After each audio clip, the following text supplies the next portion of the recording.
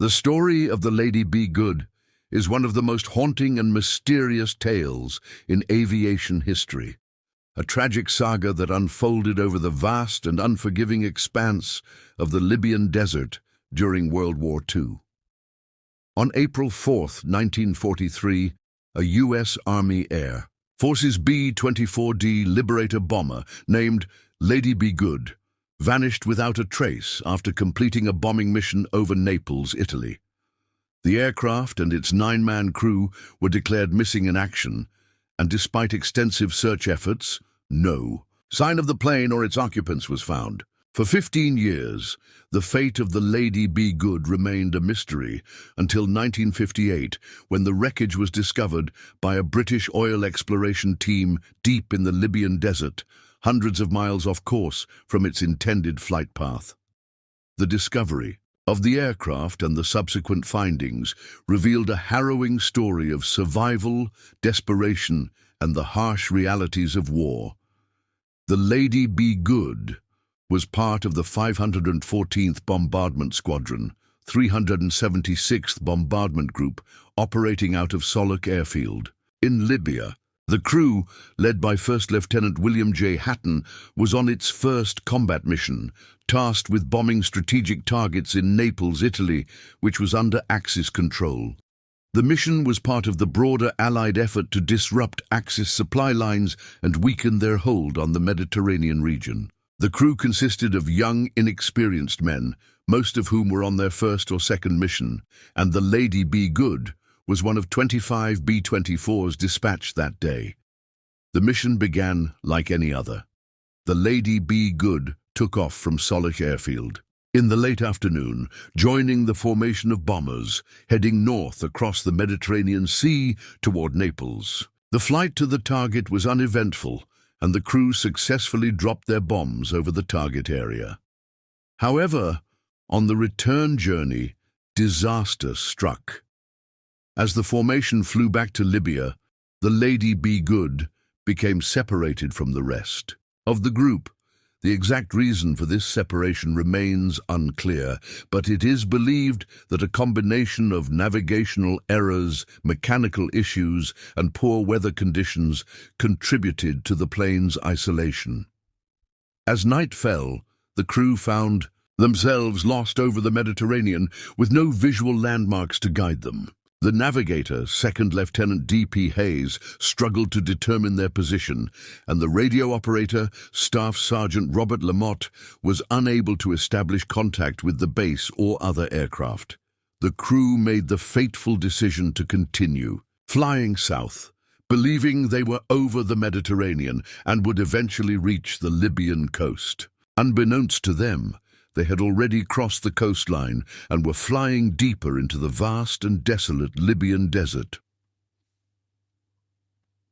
The Lady Be Good flew on through the night, its fuel tanks gradually emptying. As dawn approached, the crew realized they were in serious trouble. The engines began to sputter and fail as the fuel ran out, and the plane was forced to make an emergency landing. The pilot, Lieutenant Hatton, managed to bring the aircraft down in a controlled crash landing on the desert floor. Remarkably, the plane remained largely intact, and all 9 crew members survived the landing. However, they were now stranded in one of the most inhospitable environments on Earth, hundreds of miles from civilization. The crew quickly assessed their situation. They had limited supplies of food and water, and the desert offered no shelter or resources. The temperature during the day could soar to over 120 degrees Fahrenheit, while at night it could drop to near freezing. The crew decided to leave the plane and attempt to walk north in the hope of reaching the Mediterranean coast or encountering a friendly outpost. They took what little water and rations they could carry and set out into the desert, leaving behind a note in the plane detailing their plan. What followed was a grueling and ultimately futile journey. The crew walked for days, covering over 100 miles across the scorching desert. They faced dehydration, exhaustion, and the relentless heat, with no sign of rescue or civilization. One by one, the men succumbed to the harsh conditions. Some died of dehydration, while others became disoriented and wandered off, never to be seen again. The last survivor, Staff Sergeant Guy E. Shelley, managed to walk the farthest, covering an estimated 30 miles, before collapsing and dying just 18 miles short of an Italian outpost. The Lady Be Good remained hidden in the desert for 15 years, its fate unknown. Then, in 1958, a British oil exploration team flying over the desert spotted the wreckage. The discovery sparked a series of investigations and expeditions to the site. When investigators reached the plane, they found it remarkably well preserved, with much of its equipment and cargo intact. The engines were still in working condition, and the crew's personal belongings, including diaries, letters, and photographs, were found scattered around the wreckage. The note left by the crew detailing their plan to walk north was also discovered, providing a poignant glimpse into their final moments. Over the next several years, the remains of the crew were gradually recovered. The first bodies were found in 1960, and subsequent searches located more remains over the following decades. The final set of remains was not discovered until 1994, more than 50 years after the crash. The crew members were eventually laid to rest with full military honors, their long journey home finally complete. The story of the Lady Be Good has captivated historians, aviation enthusiasts, and the public for decades. It is a tale of courage, resilience, and the indomitable human spirit, but also one of tragedy and loss.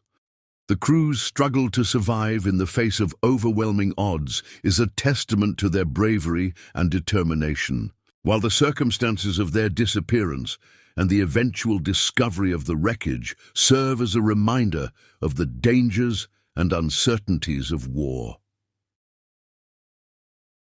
The Lady Be Good has also become a symbol of the sacrifices made by the men and women who served during World War II.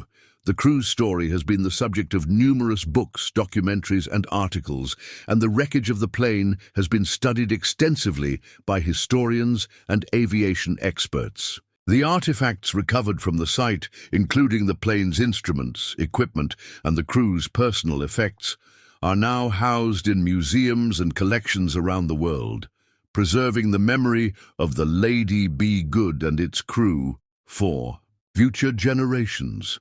In the years since its discovery, the Lady Be Good has also become a focal point for discussions about the challenges of desert survival, the importance of navigation and communication in aviation, and the psychological toll of war. The crew's decision to leave the relative safety of the plane and attempt to walk to safety has been analyzed and debated, with some arguing that they might have survived if they had stayed with the aircraft.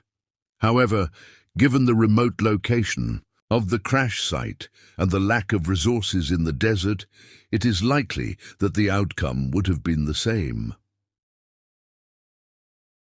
The Lady Be Good remains one of the most enduring mysteries of World War II, a story that continues to resonate with people around the world. It's a reminder of the bravery and sacrifice of those who served, as well as the harsh realities of war and the unpredictable nature of life.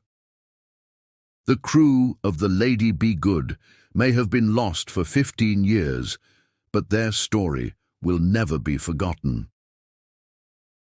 The story of the Lady Be Good is a poignant reminder of the courage and sacrifice of those who served during World War II. It's a tale that continues to captivate and inspire, shedding light on the human spirit's resilience in the face of unimaginable challenges. If you found this story as fascinating as we did, don't forget to share it with others who might appreciate this incredible piece of history. And if you'd like to explore more stories like this, make sure to subscribe for more gripping tales from the past. Your support helps us keep history alive.